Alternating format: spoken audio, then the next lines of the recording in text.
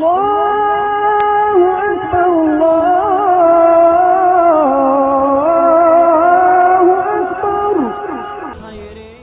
world out there teaches you that a woman is just an object of sexual amusement.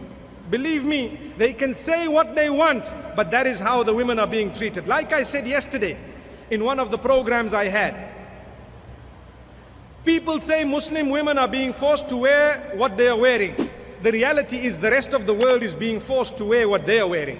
Why? It's a different way of forcing. It's just a more intellectual, smart way of forcing.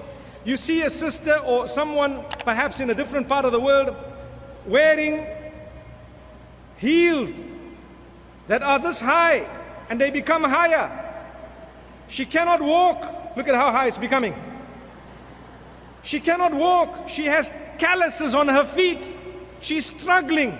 But because the telly has brainwashed her, society has conned her, the movies have really knocked her brain out, the big brothers and reality shows have really taught her something and made her believe it's her freedom, yet it's knocked her out because she's suffering in those shoes.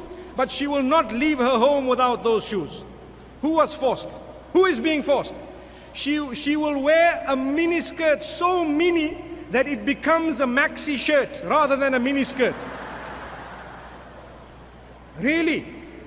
And she will do it, why? Because of the same thing. She's out with the telly every day. The games she plays, everything on there is showing her how short the skirt should be. May Allah protect us. And then when she goes out, she looks at everyone else and says, they are forced. Sister, you were forced and compelled to do what you are doing, but in a smart way. Remember that. May Allah protect us. They are judging you based on the texture of your legs. This is what they are judging you by. They are judging you by how your hair flies in the wind. I've spoken about this in the past at length. And I've even told you about Pantene and Head and Shoulders and everything else, mashallah. Molten brown and what have you. May Allah protect us.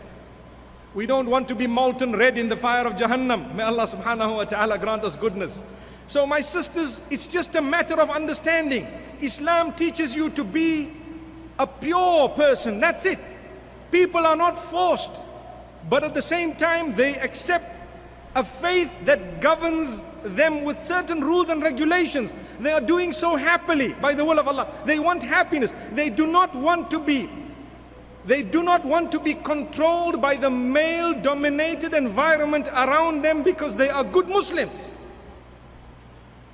If you take a look at a lot of what's happening on the globe, like I said, life is reduced to entertainment.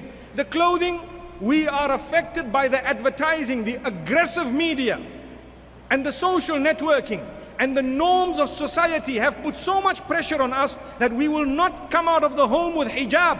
Why? Because society will frown upon us. Who is being forced?